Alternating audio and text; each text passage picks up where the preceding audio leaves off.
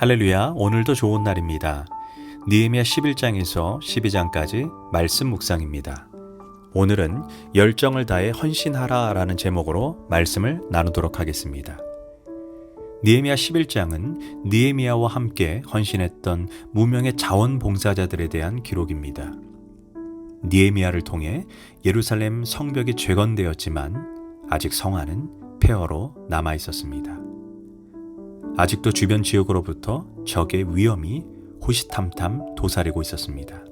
그래서인지 그 당시 예루살렘에 거주하려는 사람이 많지 않았습니다. 또한 사람이 살지 않으면 성을 지키기가 어려웠기에 누군가는 헌신해야 했습니다. 감사하게도 이스라엘 백성들은 이 일에 기꺼이 자원하여 헌신했습니다. 그 명단이 느헤미야 11장입니다. 교회가 어려운 시기에 이렇게 기꺼이 자원하여 헌신하는 심령들이 얼마나 고귀합니까? 느헤미야 11장에 무명의 사람들의 이름이 기록된 것처럼 우리가 생을 마감하여 심판대 앞에 섰을 때 우리의 헌신이 기록된 책들을 보고 놀라게 될 것입니다. 그렇다면 그들이 어떤 일에 헌신했는가를 살펴보도록 하겠습니다. 첫 번째, 그들은 예배에 헌신했습니다. 느헤미야 11장 1절에서 12절까지 하나님의 성전에서 일하는 자가 형제만 822명이었다라고 기록합니다. 예루살렘 지역은 황폐하고 적들의 위협이 있었지만 그들이 예루살렘 지역으로 이사온 이유는 단 한 가지였습니다. 성전에서 하나님을 예배하는 일보다 인생에 더 중요한 가치가 없었기 때문입니다. 그래서 성전을 섬기는 일에 형제들이 앞다투어 자원한 것입니다. 하나님께서 우리를 선택하고 부르신 1차적 목적은 바로 하나님을 섬기기 위함입니다. 그런 다음 우리는 성도를 섬기고 세상을 섬겨야 합니다. 하나님을 섬기는 것을 예배라고 말한다면 성도를 섬기고 세상을 섬기는 것을 봉사라고 말합니다. 그러나 하나님은 먼저 신령과 진정으로 예배하는 자들을 찾으십니다. 그 다음에 봉사자들을 찾으십니다. 우리가 진심으로 예배할 때 하나님을 만나게 되고 더 나아가 사명을 발견하게 됩니다. 바울을 중심으로 한 안디옥 교회가 전 세계 복음의 기초를 놓을 수 있었던 것은 그들이 진심으로 예배했기 때문입니다. 사도행전 13장 2절에 주를 섬겨 금식할 때 성령이 이르시되 내가 불러시키는 일을 위하여 바나바와 사울을 따로 세우라. 이에 금식하고 기도하고 두 사람을 파송하니라. 여기에서 주를 섬긴다는 것은 그들이 하나님을 예배할 때 성령님의 음성을 듣게 되고 그 결과 세계 복음화의 기초를 놓게 되는 세계 선교 여행의 비전을 갖게 된 것입니다. 이 위대한 일들은 그들이 직접 계획한 일이 아닙니다. 그들이 예배할 때 성령님께서 안디옥 교회에 위대한 비전과 사명을 주신 것입니다. 그래서 우리가 먼저 예배자가 되어야 합니다. 더불어 우리의 자녀들도 예배자가 되게 해야 합니다. 그럴 때 우리들과 자녀들을 향한 하나님의 놀라운 비전과 사명을 깨닫게 될 것입니다. 두 번째, 그들은 봉사에 헌신했습니다. 16절에 레위 사람의 족장 삽부대와 요사밧이니 그들은 하나님의 전 바깥일을 맡았다라고 말합니다. 여기에서 하나님의 성전 바깥일을 맡았다는 말은 각종 다양한 봉사를 의미합니다. 이름도 빛도 없이 눈에 잘 띄지 않는 재정봉사, 주방봉사, 청소봉사 등 다양한 사역들을 의미합니다. 또한 19절에 성전 문지기들에 대해서도 말해줍니다.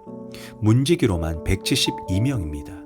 이들은 오늘날 교회에서 사찰봉사, 건물수리, 차량봉사자 등에 해당한다고 할 수 있습니다. 우리는 성전 밖에서 이름도 빛도 없이 희생하고 봉사하는 이들의 수고에 감사해야 합니다. 안타깝게도 우리가 참여하지 못하면서 도리어 봉사자들을 낙심하게 하고 시험 들게 해서는 안 됩니다.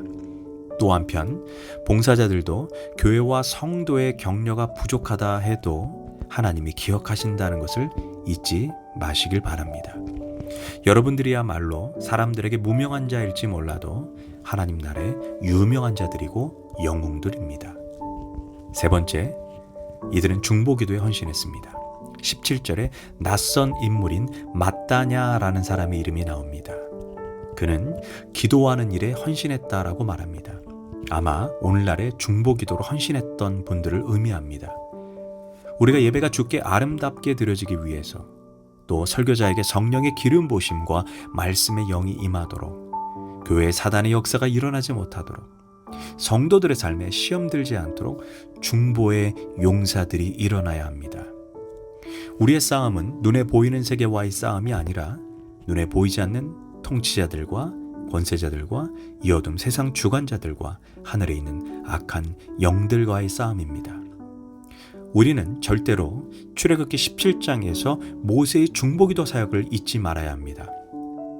눈에 보이는 세계에서 여호수아가 아말렉과 전쟁을 합니다.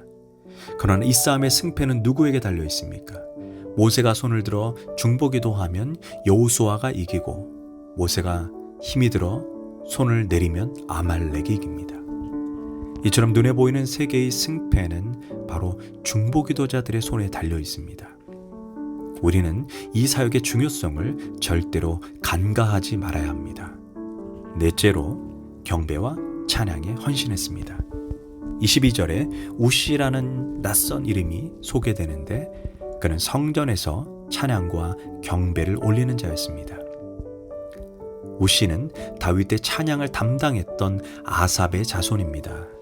찬양은 하나님의 영광을 높이는 것이고, 찬양은 우리가 하나님을 만나도록 우리의 마음의 문을 여는 연결 다리가 됩니다. 성경은 찬송 중에 거하시는 하나님이라고 말합니다. 그래서 특별히 찬양 인도자는 설교자만큼 기도로 준비해야 합니다. 찬양 인도자들이 영적으로 준비된 만큼 함께 예배하는 자들이 깊은 하나님의 임재로 들어가게 됩니다. 마지막으로 삶의 자리에서 헌신해야 합니다. 3절을 보면 거룩한 성 예루살렘에서 정착하게 된 사람들이 함께 모여 산 것이 아니라 그들은 예루살렘 성전 안에서 여러 성읍에서 흩어져 살았다라고 말합니다. 왜 성경은 그들이 예루살렘 성전에서의 헌신뿐 아니라 굳이 그들의 삶의 자리를 언급하는 것일까요? 바로 진정한 예배는 교회 안에서만 이루어지는 것이 아니라 삶의 현장까지 연장되어야 한다는 것입니다. 삶이 따르지 않는 예배, 삶이 따르지 않는 헌신, 삶이 따르지 않는 봉사는 결국 하나님이 받으시지 않습니다.